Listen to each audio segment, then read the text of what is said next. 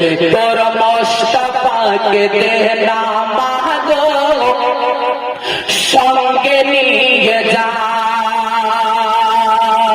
তোর মুস্তাফাকে দে না মাগো সঙ্গে নিয়ে যা। আরে মোদের সাথে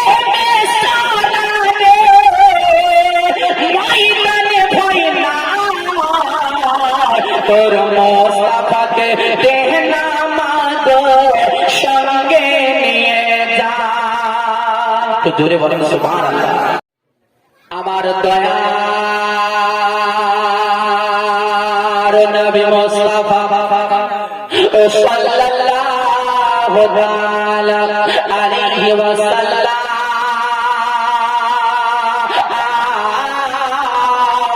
যখন তিনি আমার কালেমার কোলে মাত্র তিনি 7 দিন তিনি দুগ্ধ পান করলেন বাবা, হযরতে শুআয়ব যেন দুগ্ধ পান করলেন 7 দিন, আর বাকি যেটা এটা ছিল 2 বছর কিংবা 2.5 বছর আমার নবী মুস্তাফা ওই দায় হালিমার স্তন থেকে পান করলেন। একদিন আমার নবী মুস্তাফা দায় হালিমার বাড়িতে ঘোরাফেরা করছে, আমার নবী মুস্তাফা যে জায়গাতে তিনি পদার্পণ করেছিলেন নবীর কদম বলে যে জায়গাতে পড়েছিল বাবা, এই জায়গাতে আল্লাহর তরফ থেকে আল্লাহ রাব্বুল আলামিনের দরবার থেকে যেন আল্লাহর রহমত সদা সর্বদা বর্ষিত হতো। হযরতে হালিমা বলছেন যেদিন থেকে আমার বাড়িতে নবী এসেছিলেন সেদিন থেকে আমার বাড়ির ছায়াটা চেঞ্জ হয়ে গেছিল। জোরে বলুন সুবহানাল্লাহ। শুধু বাড়ির নয়, আমাদের গ্রামের ছায়াটা চেঞ্জ হয়ে গেছিল। আমাদের গ্রামে যে জাহাজকারী ছিল, আমাদের গ্রামে যে অনাবৃষ্টির কারণে বাচ্চা বাচ্চা ছেলেরা পানির কারণে আক্রান্ত, ছোট ছোট জানোয়ার মারা যেত, কিন্তু আমার নবী যেদিন পদার্পণ করলেন সেদিন থেকে আমাদের গ্রামে যেন আল্লাহর রহমত বর্ষিত হতে লাগলো। জোরে বলুন সুবহানাল্লাহ। হযরতে দায় হালিমার একটা বেটা ছিল, একটা বেটি ছিল। বেটাটার নাম হচ্ছে আব্দুল্লাহ আর বেটিটার নাম হচ্ছে সীমা। আপনার হালিমার স্বামীর নাম হচ্ছে আপনার হারিস বিন আব্দুল উজ্জা। হারিস বিন আব্দুল উজ্জা ইনারা পরবর্তীকালে আমার নবী মুস্তাফা যখন তিনি নবুয়ত আমার নবী মুস্তাফা যখন এলান করলেন তখন হারিস এবং সীমা এবং আব্দুল্লাহ আমার নবী মুস্তাফার দরবারে গিয়ে আমার নবী মুস্তাফার হাতে হাত দিয়ে তিনারা কলমা পড়েছিলেন। জোরে বলুন সুবহানাল্লাহ। এই আব্দুল্লাহ কাজ ছিল কি, সকালবেলায় উঠতো আর বাড়িতে কয়েকটা আপনার ছাগল ছিল, এই ছাগলগুলোকে আব্দুল্লাহ আপনার চড়াতে নিয়ে যেত জঙ্গলের মধ্যে। এটাই ছিল হযরতে আব্দুল্লাহ। হযরতে আমিন হযরতে হালিমা রাদিয়াল্লাহু তাআলা আনহার বাড়িতে আপনার যে সংসারটা চলতো কয়েক ছাগলে দুগ্ধ বিক্রয় করে এই সংসার, এই পয়সা দিয়ে সংসারটা চলতো। সামাইনে গ্রাম একদিন হযরতে আব্দুল্লাহ আমিনার কাছে এসে বলছে তোর মুস্তাফাকে দে না মাগো সঙ্গে নিয়ে যা, তোর মুস্তাফাকে দে না মাগো সঙ্গে নিয়ে যা। আরে মোদের সাথে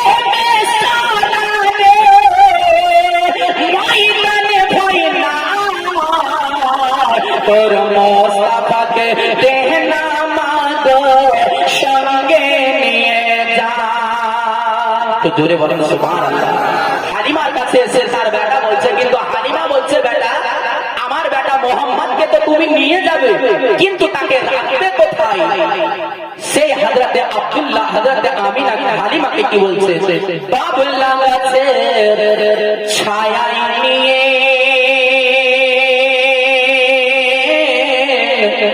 বসবো সবাই ঘিরে, আরে খেজুর পাতার কাজ বানাই মা করিয়ে বসিরে, আরে বাবুল্লাহ গাছের ছায়ায় নিয়ে বসবো সবাই ঘিরে, আরে খেজুর পাতার কাজ বানাই মা করিয়ে বসিরে।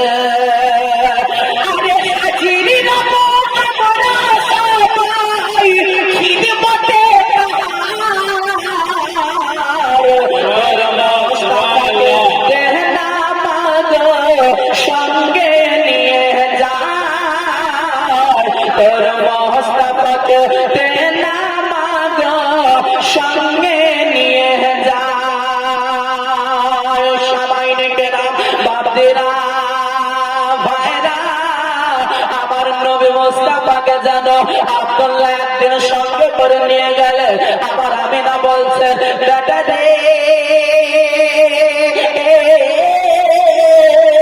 ওরে আমার আল্লাহ ওরে আমার কলেজের টুকরা ওরে আমার নয়নের পুতুল ও বেটা আব্দুল্লাহ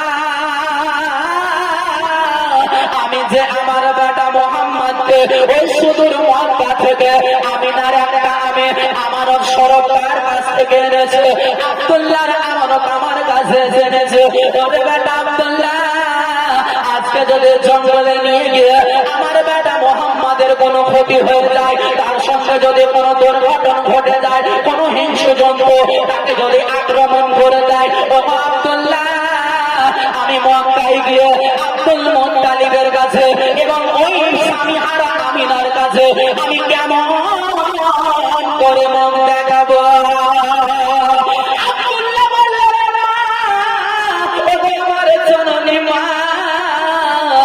আমার জনম দুঃখিনী মা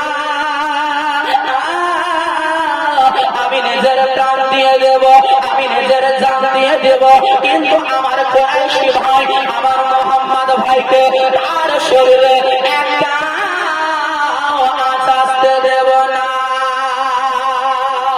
যেটা বলো আরেকটু দূরে বলো সুবহানাল্লাহ আমার দয়ার নবী মুস্তাফাকে নিয়ে গেলেন এদিকে হালিমার দরজা বন্ধ করা আছে আর যারা আব্দুল্লাহ একদিন জঙ্গল থেকে যারা হাঁপতে কাঁপতে ছোটে ছোটে দরজায় এসে ডাক দিল ও আমার মা ও আমার জননী মা একবার তুমি দরজাটা খুলে দাও একবার তুমি দরজা উদ্ঘাটন করে দাও ও আমার জননী আজ মনে হয় মোহাম্মদ আর দুনিয়াতে নাই তার বাঁচা যেন মহাবে মহান আর সে হয়তো বাঁচবে না সে এতক্ষণ হয়তো মারা গেছে ও জননী একবার তুমি দরজা খুলে দাও একবার দরজা খুলে আমার কথাটা শোনো যেমন তিনি দরজা উদ্ঘাটন করে দিলেন আমিনা দেখছেন আমার বেটা দাঁড়িয়ে দাঁড়িয়ে হাঁপছে যেন দাঁড়িয়ে দাঁড়িয়ে চোখের পানিকে ছড়িয়ে ছড়িয়ে কাঁদছে বেটাকে বলছেন বেটা তোমার মোহাম্মদ ভাই কোথায় আমার বেটা মোহাম্মদকে কোথায় রেখে এসেছো যেন আব্দুল্লাহ বলল ও জননী একটু তুমি তাড়াতাড়ি চলো আর মনে হয় তোমার বেটা এই দুনিয়াতে বেঁচে না হযরত আব্দুল্লাহ বললেন মা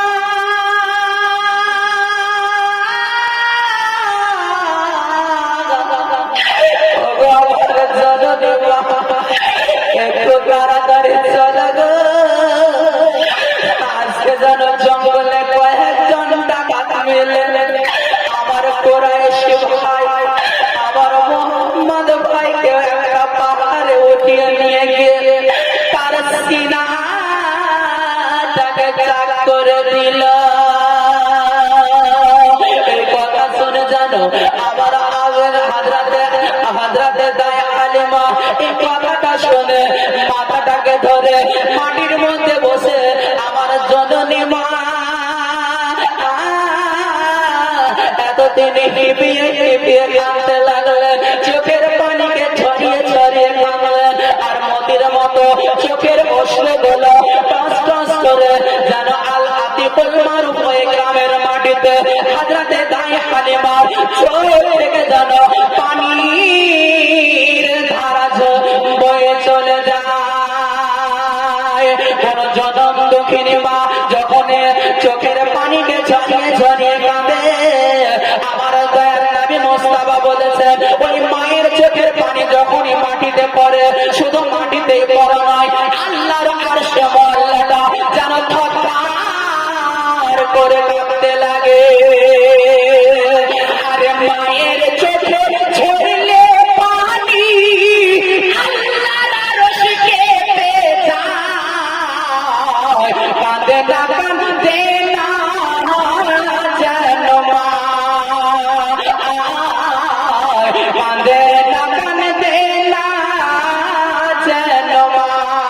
তো জোরে বলুন সুবহানাল্লাহ।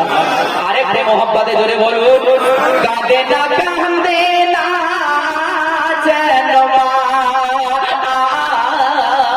কাঁদে না কাঁদে না যেন মা। কোন ছেলে হয়তো বিদেশে যদি অসুস্থ হয়ে যায়, তো মা বিনা মোবাইলে ছেলে এবং মায়ের মহব্বতের কারণে, যে ছেলে এবং মায়ের যে মহব্বতের তার দিয়ে একটা দিলের মধ্যে বাঁধা আছে, মা জানতে পারে যে আমার ছেলেটা হয়তো কোনো অসুস্থ অবস্থায় পড়েছে, তার সঙ্গে কোনো দুর্ঘটনা ঘটেছে। জোরে বলা সুবহানাল্লাহ। কে বিদেশেরই পাশে যখন গো সন্তান মারা যায়, সবার আগে জানেন তাহার এ জন্ম দুঃখী মা, সবার আগে জানেন তাহার এ জন্ম দুঃখী মা। আর সেই মায়ের কষ্ট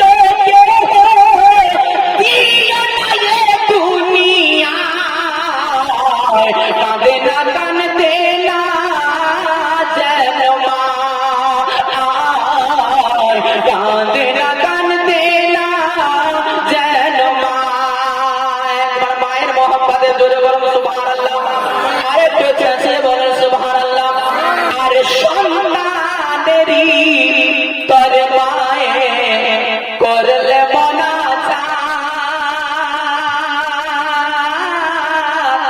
ফেরাতে পারেন না প্রভু এ মায়ের দুটি হাত, ফেরাতে পারেন না প্রভু এ মায়ের দুটি হাত। আরে মায়ের পায়ের তলাই দে সে কথা বলো না, কাঁদে না কাঁদে না যেন মা, কাঁদে না কাঁদে না যেন মা, কাঁদে না কাঁদে না যেন মা। সবাই নেটেরাম ওই জনম দুঃখিনী মা, ওই গর্ভধারিণী মা যেন চোখের পানি ফেলতে ফেলতে হারিস বিন আব্দুল সানি বলছে, স্বামী গো,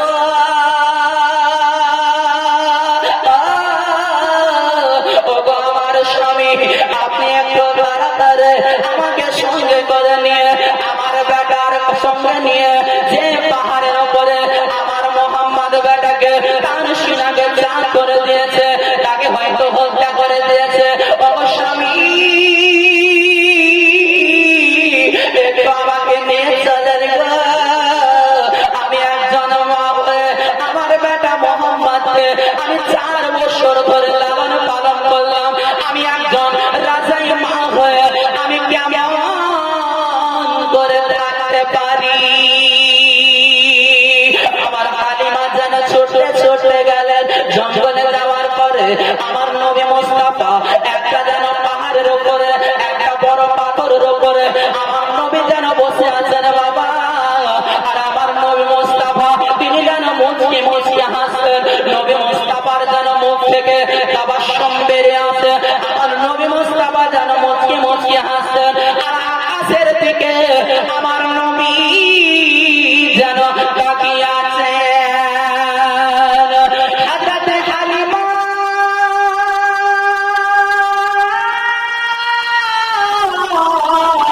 তিনি যেন পাহাড়ের উপরে গেলেন, পাহাড়ের উপরে গিয়ে বলছেন, বেটা রে